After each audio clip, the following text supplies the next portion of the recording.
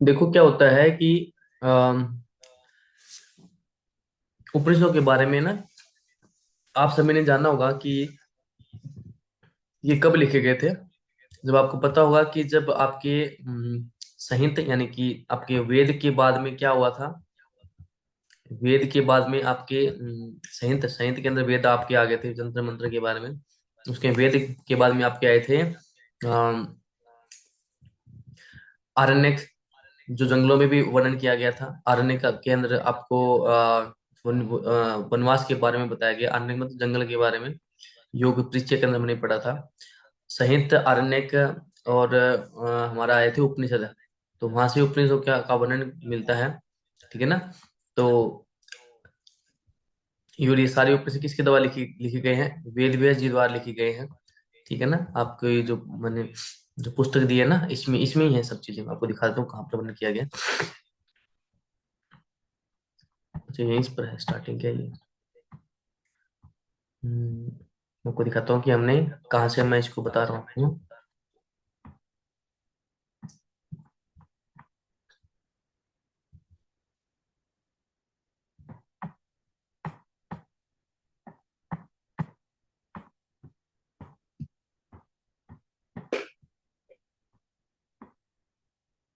ये देखिए, पूर्व शास्त्रीय काल में क्या हुआ था। इसमें संहित यानी कि इसमें वेद आ गए थे आपके। फिर ब्राह्मण जो कर्म कांड के बारे में बताते थे, रीति रिवाज के बारे में। ठीक है ना।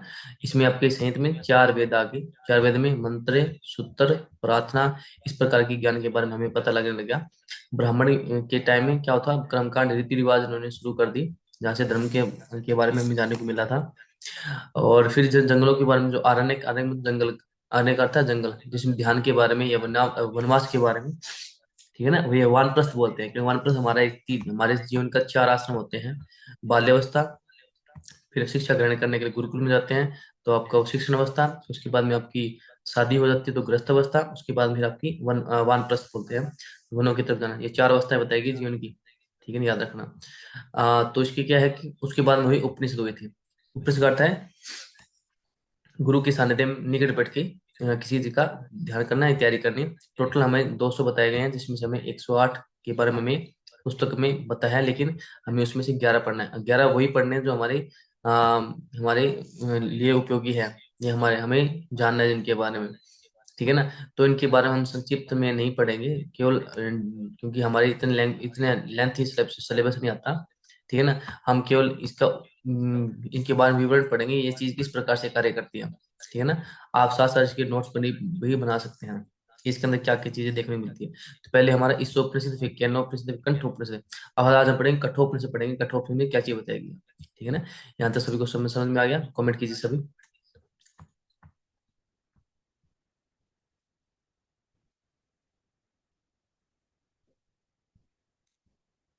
हाँ ठीक है। बबीता जी कठोपनिषद पढ़ना है, ठीक है बबीता जी।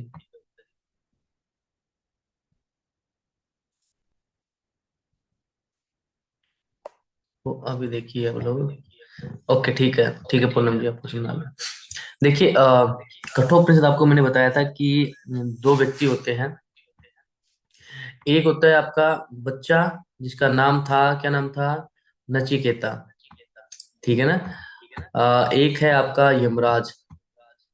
यमराज और नचिकेता के बीच में एक वार्तालाप होती है। उसके बारे में इसमें वर्णन किया गया है। ठीक है ना। कि यमराज कौन है, नचिकेता कौन है, उनके बीच में एक क्या संवाद हुआ, इसके बारे में वर्णन देखने को इसमें मिलता है हमें। इसमें आप ये देखिए कि अ, आपको इसको समझाने के लिए मुझे ना थोड़ा सा एक सिस्टम बनाना पड़ेगा।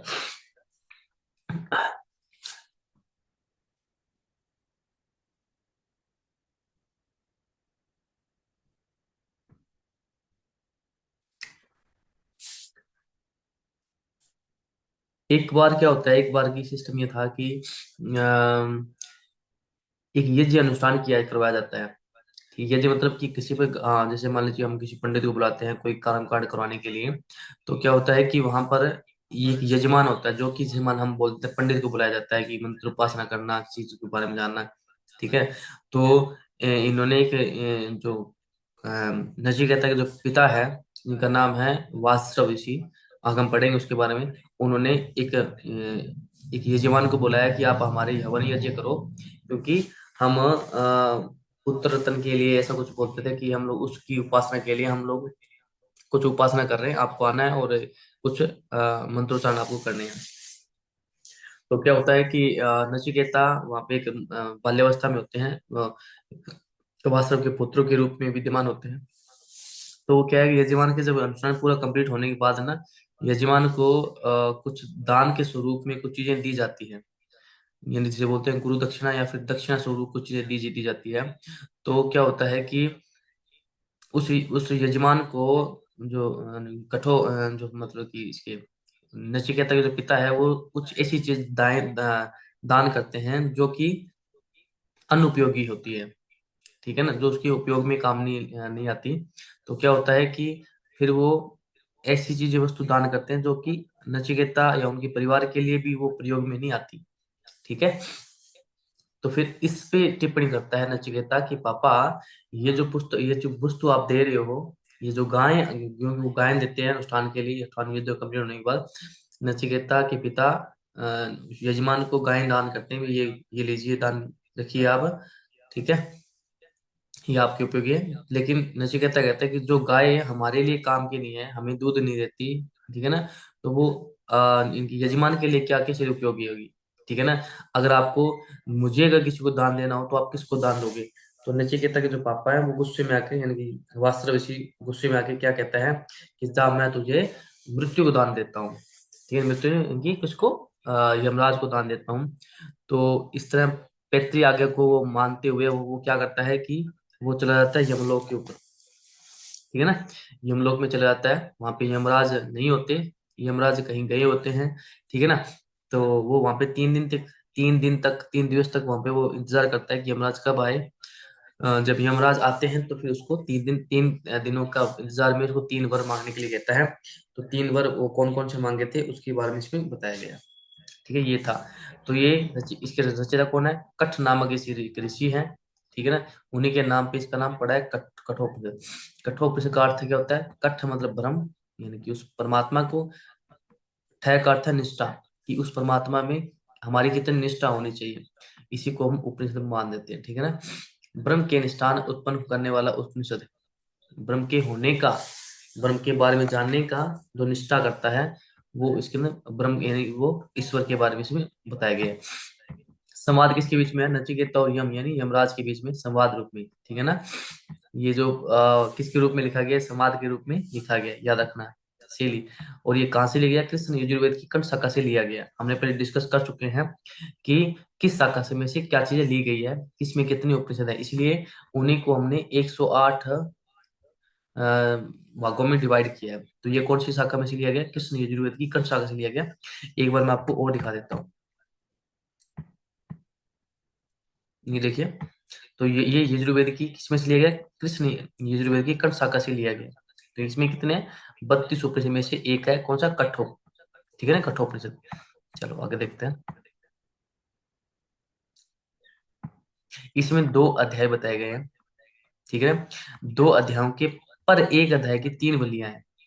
ये इसकी 3 बलि होगी, और इसकी 3 बलि होगी। इस प्रकार से पर की तीन बलियां बताई गई है, ठीक है ना। अब ये पूछता है नचिकेता कौन था? उसके पिता का नाम क्या था? वास्रव का पुत्र था, ये वास्र ऋषि है, उनके नचिकेता के पापा का नाम है, याद रखना। प्रथम अध्याय प्रथम वल्ली में क्या बताता है कि विश्वजीत यज्ञ में अयोग्य गाय दान देने पर नचिकेता ने अपने पिता वासुदेव को टोका और कहा, आप मुझे किसे दान दोगे? क्रोध में वासुदेव अपने पुत्र को बोले, मैं तुम्हें मृत्यु को दान दूंगा। पिता की आज्ञा को मानकर नचिकेता यमलोक पहुंचा। यम की अनुपस्थिति में के कारण वह 3 दिन तक इंतजार करता रहा, भूखा प्यासा वो यम के दरबार पर बैठा रहा, ठीक है ना। यम के लौटने पर यमराज नचिकेता से प्रसन्न होकर उसे 3 वर मांगने के लिए कहता है। ये कहानी थी, ठीक है ना। अब नचिकेता ने पहला वर क्या मांगा? कहता है कि जब मैं घर पर लौट कर जाऊं तो मेरे पिता शांत चित्त मिले, वो मुझ पे क्रोधित ना हो, क्योंकि मैंने कटु वाक्य के द्वारा उनको मैंने आघात किया है, तो वो शांत मुझे मिले, उनका जो व्यवहार है वो अच्छा मुझे देखने को मिले। ठीक है। अगला कहता है, वो त्याग कर मुझे प्रेम पूर्वक व्यवहार करे और शेष आयु उन्हें कोई चिंता न सताए। देखो ये होते हैं पैतृ, मतलब पिता के प्रति हमारा क्या दायित्व है। एक पुत्र का पिता के प्रति क्या दायित्व होता है, वो नचिकेता के माध्यम से हमें समझाया जा रहा है कि देखो कितना शांत स्वभाव कह रहा है कि उसका मन देखो कितना शांत है। असली ब्रह्म तो किसके अंदर है, नचिकेता के अंदर है, उस बाल्यावस्था में है, जो इतनी कोमल स्वभाव में अपने पिता के प्रति ये बात कह रहा है कि पिता को कोई चिंता न हो। ठीक है ना, और सारी उम्र वो चिंता न सताए। दूसरे वर में क्या मांगता है वो नचिकेता ये प्रथम अध्याय की प्रथम वली में बताया गया है। नचिकेता अग्नि विद्या को समझने को कहता है कि जो अग्नि विद्या ये मतलब जैसे अग्नि विद्या होती है आकाशीय, ये जो पंच महाभूति जो अपनी अग्नि विद्याएं होती है उनके बारे में जाना जाता है, तो इसमें से अग्नि के बारे में जाना जाता है कि अग्नि विद्या क्या है, जिसके द्वारा स्वर्गलोक को प्राप्त हुए पुरुष या अमरत्व को प्राप्त किया जा सकता है। ये वो विद्या कौन सी है जिसके माध्यम से व्यक्ति को तप कर उस स्वर्गलोक को प्राप्त किया जा सकता है। ठीक है ना, तो इसके बारे में दूसरे बारे में मांगता है। तीसरे बारे में दिक्कत आती है, क्या कहते हैं, यमराज ने नचिकेता को यह ज्ञान प्रदान किया तथा उसकी परीक्षा भी ली। प्रसन्न होकर कहा कि आज से यह विद्या तुम्हारे नाम से जानी जाएगी, जिसका नाम क्या था, नचिकेताग्नि के नाम से वो जो जो विद्या है वो जाने जाने लगी। कौन सी, अग्नि विद्या, नचिकेताग्नि के नाम से वो जाने जाने लगी। नचिकेताग्नि जब अनुष्ठान करते हैं तो उसमें भी काम आती है, हम कोई अध्यापन करते हैं, पठन पाठन काम करते हैं, उसमें भी काम आती है एक परिणीता। ये एक मतलब कठोर चीज है जिसको हम त्रिविद्या के रूप में भी, त्रिविधि के रूप में भी हम जानते हैं, त्रिविध के रूप में भी हम जानते हैं। इस बात को भी आप लोग ध्यान रखना कि ये जो परीक्षा है, ये जो चीजें हैं वो आपके बड़े स्तर पे काम आएगी, लेकिन आपको ये कहने के बारे में, संदर्भ के बारे में चीजें आपको अच्छे से पता होनी चाहिए। तीसरा वर्ग क्या मांगता है, मृत्यु के बाद आत्मा का क्या होता है। हम मान लेते हैं अभी हमारी योनियां कितनी बताई गई, 84 लाख योनियां बताई गई है। ठीक है ना, तो 84 लाख योनियों में जो हमारी आत्मा है, इस योनि के बाद अगली योनि में जाएगी, तो कैसे आत्मा मृत्यु के बाद कैसे कन्वर्ट होती है, उसके बारे में नचिकेता यमराज से पूछता। तो यमराज क्या कहता है, तू मेरे से धन संपत्ति मांग ले, भोग आदि मांग ले, लेकिन इस अन्य वर मांगने को कहते हैं, क्योंकि इसके बारे में वो ज्ञान देना नहीं चाहता यमराज। ठीक है ना, फिर क्या कहता है, नचिकेता कहता है, वो क्या कहते हैं, ये सब भोग भाग है ना, ये क्या है, अंतकरण, अंतकरण सहित है। अंतकरण रहित है, सहित नहीं, अंतकरण सहित समस्त इंद्रियों को क्षीण कर देगा। मतलब कि हमारे अंतकरण मतलब क्या है, इसमें मन, बुद्धि और आपका अहंकार, एक है, इनके द्वारा समस्त जो इंद्रियां हैं हमारी, उन सबको क्या कर देगा, विनाश कर देगा। अगर मैं इनकी इनके साथ रहा या इनके में विलीन विलीन हो गया ना, जैसे मान लीजिए अगर आपको ये कह दे कि मुझसे आप जो मर्जी करा लो, ठीक है, पर नहीं मतलब कि आपसे कोई चीज को आपको प्रलोभन दे कि जो मैं आपको ये दे दूंगा ये दे दूंगा, आप क्या कहोगे, डोल जाओगे उसकी तरफ। ठीक है ना, तो नचिकेता कहता है कि नहीं नहीं नहीं, मुझे मुझे कुछ नहीं चाहिए, मुझे ये चाहिए। जो आप भोग की बात बता रहे हो ना, ये भोग क्या है, मेरे अंतःकरण यानी मन बुद्धि अहंकार को भी इसमें डुबा देगा, फिर आगे मैं कहीं कहीं किसी चीज का के लिए कामयाब नहीं हो पाऊंगा। ठीक है ना, तो इसका कहने का अर्थ ये है कि ये इंद्रियां के वश में मुझे नहीं आना, मुझे सिर्फ उस आत्मा को जानना है कि वो आत्मा क्या है। ठीक है ना, धन से मनुष्य कभी भी तृप्त नहीं हो सकता। ठीक है ना, धन से कोई कोई व्यक्ति तृप्त हुआ ही भी नहीं है। ठीक है ना, अध्याय की सेकंड वल्ली क्या कहते हैं, प्रथम अध्याय की सेकंड वल्ली, पहले अध्याय में तो बहुत चीजें बता दी, दूसरे पहले अध्याय की दूसरी वल्ली में क्या कहते हैं, ये हमने दो साधन बताए हैं मार्ग के, कौन से, श्रेय मार्ग और प्रेय मार्ग। आपको डिसाइड करना है कि इनमें से आपको कौन से मार्ग पे आपको चलना है। ये डीप नॉलेज है जो आपको मतलब कि केवल याद रखनी है, लिखनी नहीं है, आपको ये पता होना चाहिए इसके बारे में अंदर क्या चीजें बताई गई है, किस विस्तार विस्तार से चीजें बताई गई। अगर श्रेय मार्ग पे आगे हम बढ़ेंगे तो वो कल्याण, योग या मोक्ष मार्ग की तरफ हमें लेके जाएगा। अगर प्रेय मार्ग की तरफ बढ़ेंगे, प्रलोभन देता है भोग विलास का, कौन, यमराज देता है किसको, नचिकेता को, तो वो क्या संसारिक भोगों का मार्ग रहेगा, अविद्या का मार्ग रहेगा, और मोह माया का मार्ग इसमें हमारा रहेगा। ठीक है ना, तो नचिकेता कहता है मुझे श्रेय मार्ग की तरफ चलना है, ना कि प्रेय मार्ग की तरफ चलना है। तो श्रेय मार्ग है वो आपका कल्याणकारी होगा, ठीक है ना। और ये जो प्रेम मार्ग आपको लाभ में भ्रष्ट कर देगा, आपको जितने लोभ है सब में भ्रष्ट कर देगा। कल्याण के मार्ग में कौन चलता है? जो बुद्धिमान लोग होते हैं वो अपना वो उसको अपनाते हैं। लोभ को कौन अपनाते हैं? मन बुद्धियों को भी द्वारा अपनाया जाता है। ठीक है ना। ये आत्मज्ञान को क्या करता है? प्राप्त करता है, और ये नाना योनियों में भटकते रहते हैं। ठीक है ना। तो हमें डिफाइन करना है, हमें आत्मज्ञान की तरफ बढ़ना है या फिर अलग वापिस वही काया का चक्कर लेके चलना पड़ता है। ठीक है ना। अब कहते हैं आत्मज्ञान क्या है? आत्मज्ञान वो ओम है, वो ईश्वर है। आत्मा ज्ञान क्या है? वो ईश्वर है, ओम है, जिसको हम अन्य नामों से भी जानते हैं। वो ब्रह्म भी है, वो पर ब्रह्म भी है, वो परम पद भी है, वो अक्षर ब्रह्म भी है। ठीक है ना। इसे जानना ही क्या आत्मज्ञान है। इसी को जिसने जान लिया वही जान पाएगा कि आत्मज्ञान हकीकत में क्या है। आत्मा न उत्पन्न होती, न मृत्यु, न मृत्यु को प्राप्त होती। इसी गीता में कहा गया है, न शस्त्राणि न छेदंती न पावका दहंती। तो ये कि जिसको शस्त्र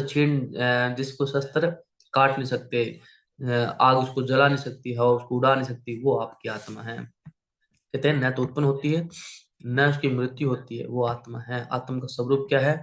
अजन्मा है, नित्य है, शाश्वत है, क्षय वृद्धि रहित है, उसको कोई हानि लाभ नहीं होता, और एक रस रहने वाला है, केवल एक तरह रहने वाला है। ठीक है ना। शरीर नष्ट होने पर भी नष्ट न होने वाला कौन है? आत्मा है। अब कहते हैं परमात्मा का वर्णन क्या कहता है? जीवात्मा के हृदय रूपी गुफा में अणु के अति सूक्ष्म महान में अति महान रूप में विद्यमान है। किसकी? जीवात्मा। जीवात्मा कौन है? हम है। कि हृदय रूपी गुफा के अंदर कणु से भी अति सूक्ष्म, सूक्ष्म से भी अति सूक्ष्म, अति महान से भी अति महान, महान से भी अति महान वो भी हमारे शरीर में विद्यमान है। ये आत्मज्ञान का परिचय किस में दिया गया है? कठोपनिषद के अंदर। तो कौन सी वली में? प्रथम अध्याय की सेकंड वली में इसका वर्णन किया गया है। परमात्मा उन्हीं को मिलते हैं जिन्हें वे स्वीकार करते हैं। ठीक है ना। परमात्मा के लिए मृत्यु भी क्या है? उपसेचन है, भोजन है कि भोजन के साथ कुछ खाने वाला। इस प्रकार से क्या होता है? परमात्मा आत्मा है। ठीक है ना। अब देखिए प्रथम अध्याय की तीसरी वल्ली में क्या कहते हैं? शरीर में परब्रह्म का निवास कैसे होता है? उस परमात्मा का शरीर में किस प्रकार से हमारे शरीर में प्रवेश होता है? यहाँ तक हमने पढ़ लिया था। अब देखिए क्या कहते हैं? शरीर क्या है? आपका एक रथ है। शरीर देखो आपका एक रथ है। अब आप कल्पना करो भगवान श्री कृष्ण जी वाला जो रथ है उसको। इंद्रियां क्या है? घोड़े हैं। पंचमुखी जो इंद्रियां हैं वो आपकी घोड़े हैं। याद करो श्री कृष्ण जी के पास 5 घोड़े थे ना, 5 प्रकार के घोड़े थे। ठीक है ना। मन क्या है? मन आपके लगाम है। मन लगाम है, जो किसके हाथ में थी? श्री कृष्ण जी के हाथ में थी। बुद्धि क्या है? सारथी है। तो श्री कृष्ण के रूप में किसे वर्णन किया गया? सारथी के रूप में। अगर सारथी लगाम को ढीली छोड़ेगा तो क्या होगा? मन रूपी घोड़ा जो इंद्रियों के साथ क्या भागेगा, शरीर को ले डूबेगा। ठीक है। उसमें जीवात्मा कौन है? रथ का स्वामी है। ठीक है ना। रथ का स्वामी कौन है? जीवात्मा है। तो हमारे शरीर को महसूस करें। इंद्रियां क्या है? शरीर क्या है? मन क्या है? बुद्धि क्या है? सब नोटिस करें आप लोग। इसका विषय क्या है? घोड़ों के लिए विचरने का मार्ग। घोड़े तो जाएंगे, यानी इंद्रियां तो भटकेगी, लेकिन लगाम किसके हाथ में? बुद्धि के पास है। बुद्धि से कंट्रोल करो अपने मन को, तभी हम लोग कुछ आगे बढ़ पाएंगे, अदरवाइज फिर नाना प्रकार की योनियों में भटकते रहेंगे। मन लगाम है तो मन इंद्रियां घोड़े को बस में करती है, बिल्कुल करती है। जो मन को वश में कर लेगा वह इंद्रियों पर को भी वश में कर लेता है। ऐसा व्यक्ति क्या? विवेक युक्त हो जाता है। जो मन को वश में कर ले वह इंद्रियों को भी वश में कर लेता है। ऐसा व्यक्ति विवेक युक्त कहलाता है, विवेक से भरा हुआ। ठीक है ना। अब कहते हैं ब्रह्म ज्ञान प्राणित का क्रम क्या है? ब्रह्म ज्ञान को प्राप्त करने का मार्ग क्या है? ठीक है ना। तो कहते हैं इंद्रियों को बाह्य विषयों से हटाकर, जिस प्रकार से कछुआ देखा अपन ने, जैसे उसके ऊपर कोई चीज का अटैक होता है तो वो अपनी पांचों ज्ञानेंद्रियों को बिल्कुल सिकोड़ लेता है। फिर आप चाहे उसको कितने बम बरसा दो, लेकिन उसकी डेथ नहीं होती, मृत्यु मृत्यु नहीं है। इसी प्रकार से जैसे ही हम लोग ध्यान साधन लगाते हैं, जैसे ही हमें कोई चीज का आघात होता है, उसी समय आपका फोकस ये रहना चाहिए कि इंद्रियों को बहिर्मुखी बहिर चीजों से आप क्या करो, उसको सब चीजों से हटाकर अंतर्मुखी कर दो, तभी आपका जीवन सफल हो पाएगा। ठीक है ना। यह तो सभी को समझ में आ रहा है या फिर मैं अपने आप को बढ़ा रहा हूँ? हाँ जी। रेनू, राजबाला, पूनम, पूनम जी, बबीता बताओ भी, आप सभी को समझ में आया? कमेंट जरूर करें, ताकि या तो मैं लगता है मुझे नींद ना आ जाए आप लोगों को। ठीक है ना।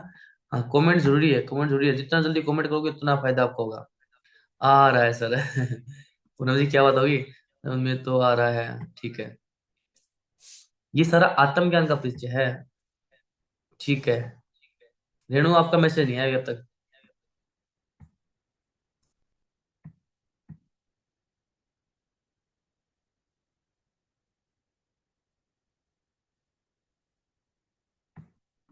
रेणु सुन रहे हो क्या आप, क्लास क्लास में हो क्या या? ओह पूनम जी कॉम्प्लीमेंट की थैंक यू। ठीक है, ओके, चलो ठीक है। अब चलते हैं आगे, देखो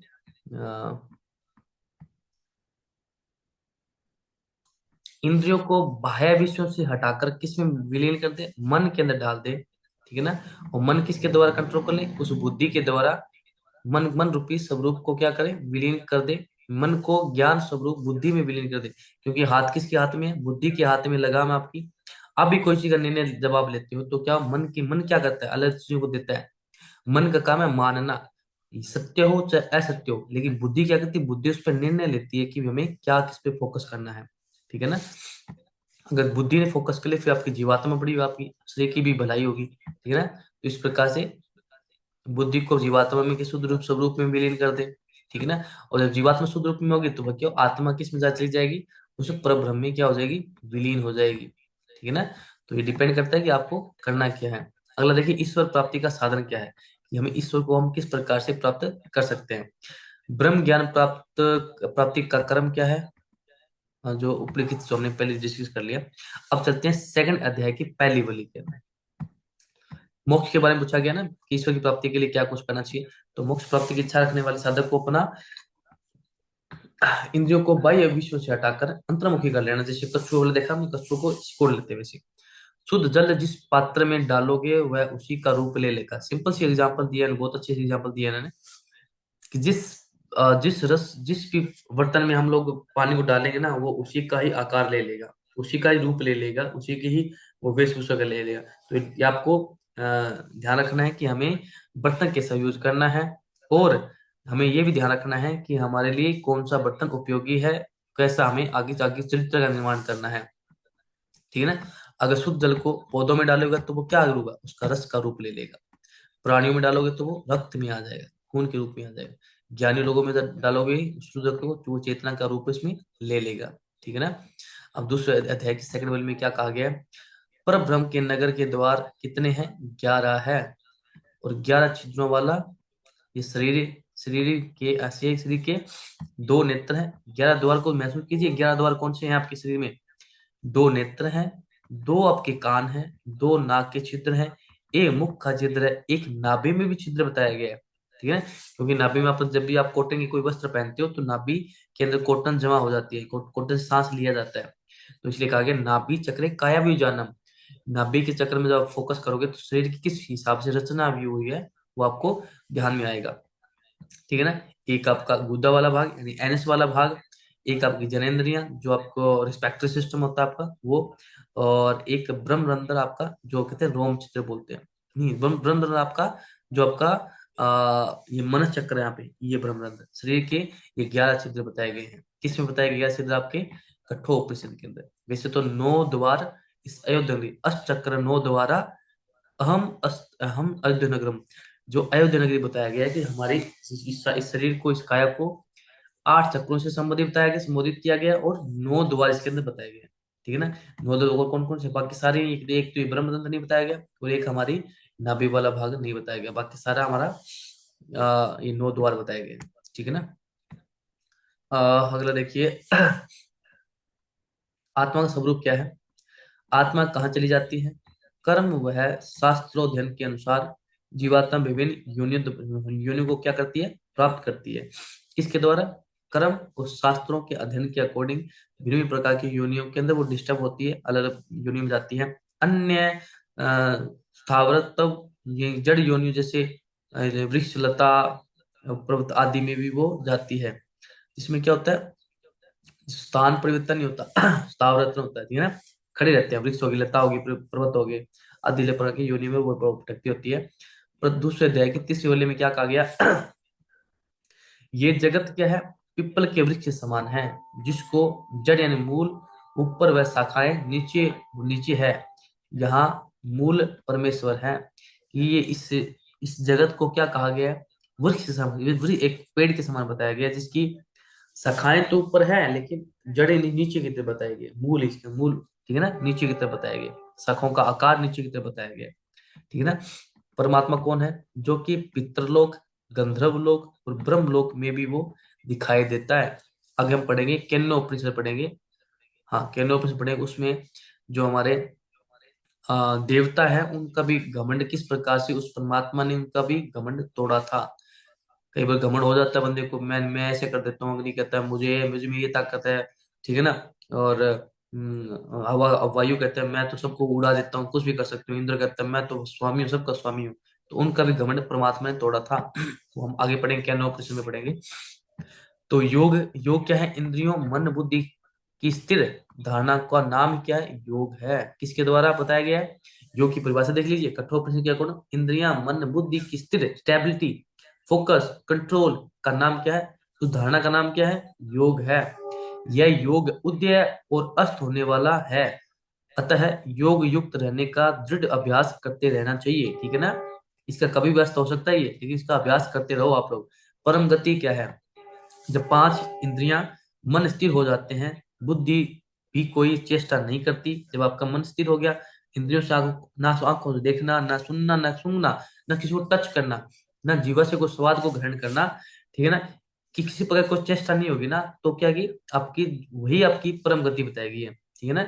नहीं करता, उसी स्थिति को योगी ना योगी क्या कहते हैं? परम गति कहते हैं, ठीक है ना। अगला क्या कहेगा? वेदांत का सनातन उपदेश क्या है? वेदांत नहीं, वेदों के जो अंत में लिखे गए थे, कौन से लिखे गए थे वेदों के अंत में? आपके उपनिषद लिखे गए थे, ठीक है। इसको उपनिषदों को वेदांत भी हम कहते हैं, ठीक है ना। हृदय की समस्त शासन ग्रंथियों कट जाने पर, अनेक समस्त संशय नष्ट हो जाने पर, जब उसे यह दृढ़ निश्चय हो जाता है कि पर ब्रह्म परमेश्वर है, अवश्य है, और वे निश्चय ही मिलते हैं, तब वह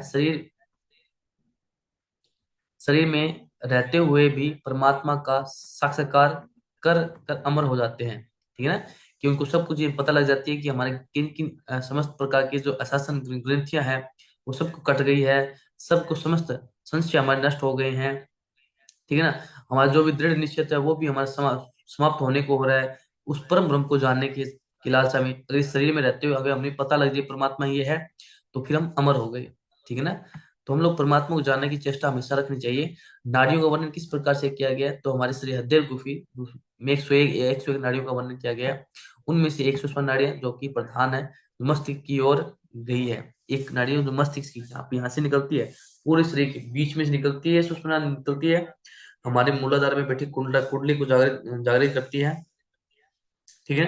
कुंडली जब जब आपकी जागरण हो जाती है कुंडली, फिर आपकी वो अष्ट चक्र आपके एक्टिव होते हैं। सहस्त्रार चक्र में, यहाँ पे सहस्त्रार चक्र के वो यहाँ पे युक्त त्रिवेणी या मुक्त त्रिवेणी भी कहते हैं हम लोग, ठीक है ना।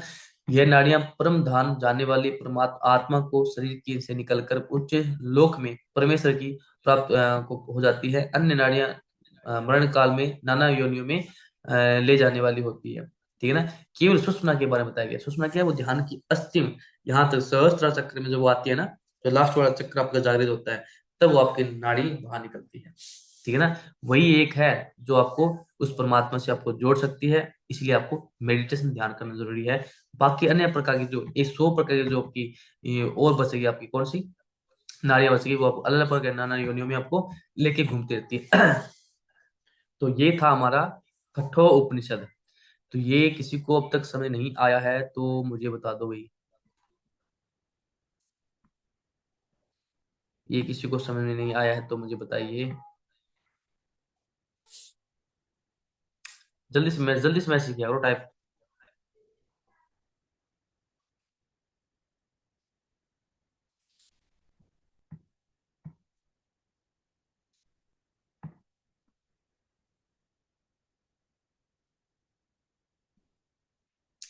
जल्दी से मैसेज करो, जल्दी से वेट कर रहा हूँ आपका मैं।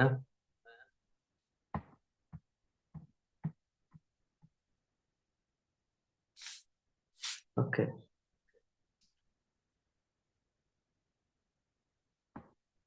चलो। इसके साथ हमें और चीज क्या पढ़नी थी, कुछ याद बताए? ह्यूमन एनाटॉमी फिजियोलॉजी थी हमारी।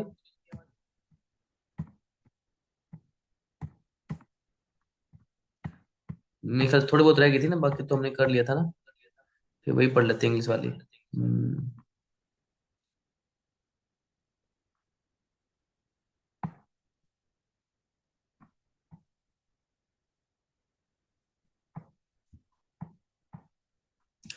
एंडोक्राइन सिस्टम हमारा चल रहा था ना, इसमें एंडोक्राइन सिस्टम, इसमें ये देखिए आप, सिंपल टर्म में देखिए एंडोक्राइन सिस्टम हमारा।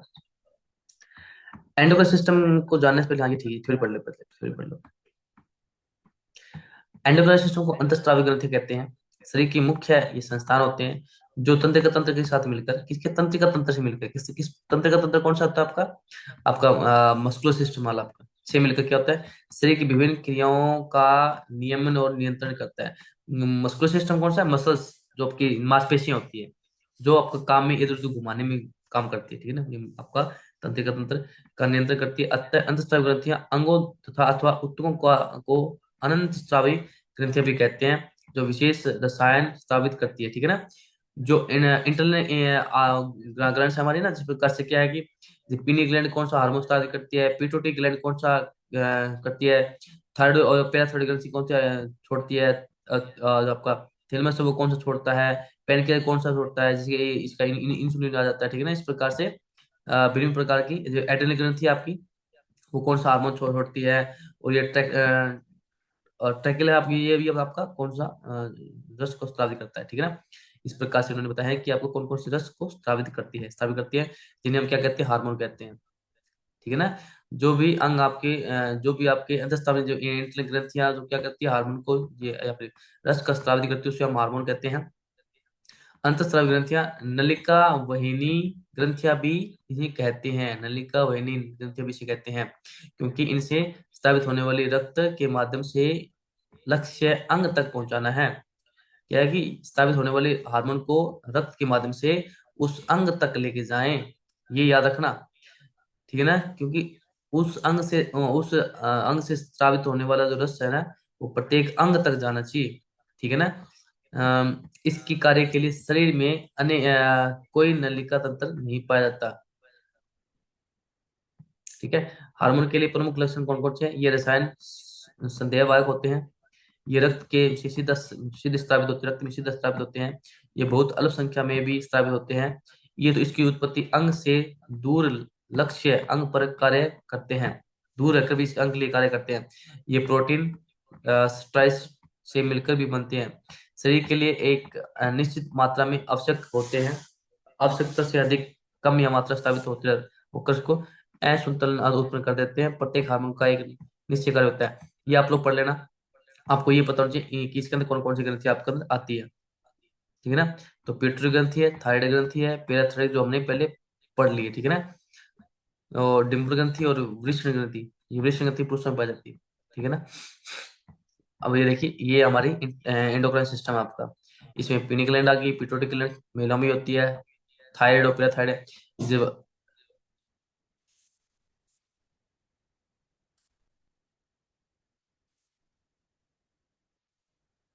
तो ठीक है। इस प्रकार से ये आपका जो है ना, यहाँ पे नीचे ट्रैकिया सिस्टम होता है उसका है। और पैनक्रियास इंसुलिन नामक हार्मोन जो स्रावी करते हैं, एड्रिनल ग्रंथि आपकी जो किडनी है उससे उसके ऊपर पाई जाती है, ठीक है ना। ये ओवरी है, और ये वृषण है आपका, और एक वृषण था एक आपका, ये डिम्बल ग्रंथि, डिम्बल ग्रंथि में महिला में होती है, ठीक है ना। और ये है आपका जो प्रेगनेंसी, ड्यूरिंग जो प्रेगनेंसी के अंदर ये स्थापित होती है, ठीक है ना। तो ये आपका द पिट्यूटरी हाइपोथैलेमस, जो मेन है ना, जो आपकी ये चीज है, ठीक है ना। ये जो आप देख रहे हैं, ये आपका हाइपोथैलेमस देख रहे हैं, पिट्यूटरी, ये आपका मेन चीज है आपका। ये आपका ब्रेन स्ट्रीम है, तो कहते हैं गर्दन के नीचे वाला भाग आपका, ये सेरिब्रियम है, ये आपका सेरेब्रम है, ठीक है ना। ये दिमाग के पार्ट आपके। बाकी हम कल डिस्कस करेंगे पिट्यूटरी ग्रंथि के बारे में, पिट्यूटरी ग्रंथि क्या होती है, कौन सी पिट्यूटरी ग्रंथि आप बात कर रहे हैं, हम लोग इस पर डिस्कस कर रहे हैं कि ये चीज क्या होती है, ठीक है ना। तो कल डिस्कस करेंगे। अभी तक किसी को समझ में ना आया हो तो कोई पूछ सकता है, 2 मिनट है हमारे पास अभी। Anybody can talk with me, कोई भी व्यक्ति थी बात बात कर सकता है, किसी को चीज समझ में आई नहीं आई है तो सब ठीक ठाक है ना।